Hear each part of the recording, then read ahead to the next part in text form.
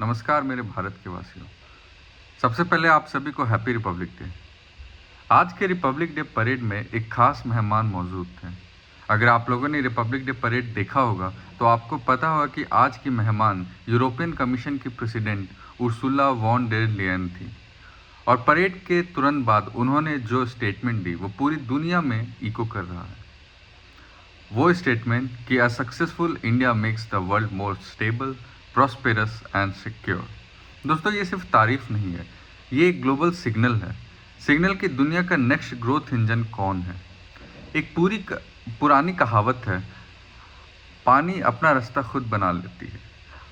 आप उसे रोकने की कोशिश करो, डैम बनाओ, वॉल्स बनाओ, पर पानी नया रास्ता निकाल ही लेती है। आज ग्लोबल ट्रेड का पानी भी नया रास्ता ढूंढ रही है और वो रास्ता भारत की तरफ मुड़ रहा है।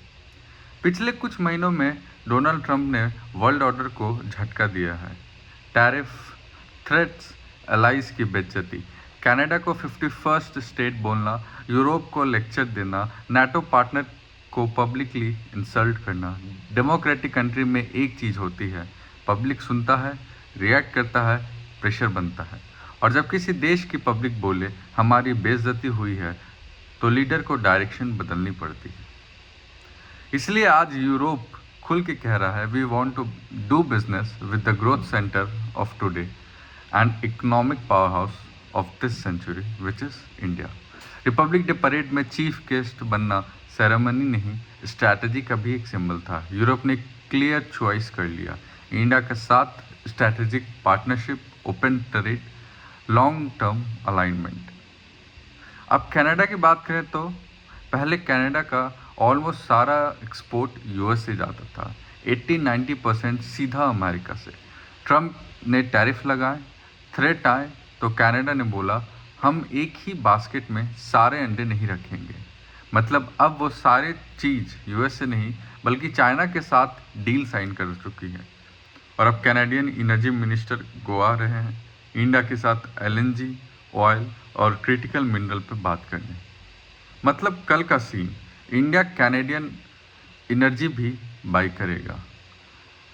ट्रंप से परेशान नेशन अब एक दूसरे के करीब आ रहे हैं और इंडिया उनका नेचुरल मीटिंग पॉइंट बन रहा है। यूरोप और इंडिया का free trade deal final stage में है।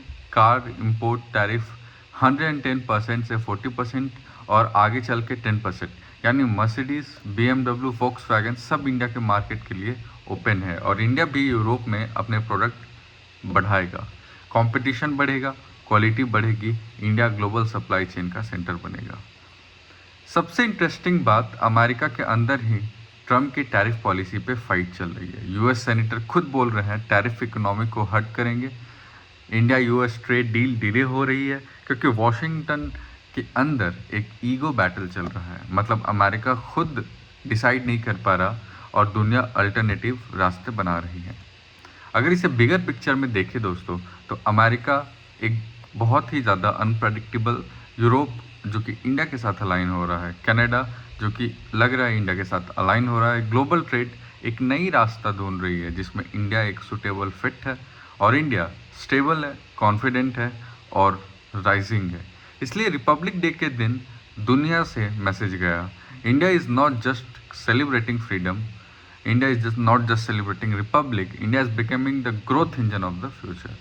और याद रखिए, पानी अपना रास्ता खुद बना लेता है और आज दुनिया का पानी भारत की तरफ बह रहा है। समय वापस से बदल रहा है और भारत एक राइजिंग लॉयन बनते जा रहा है। जय हिंद, जय भवानी।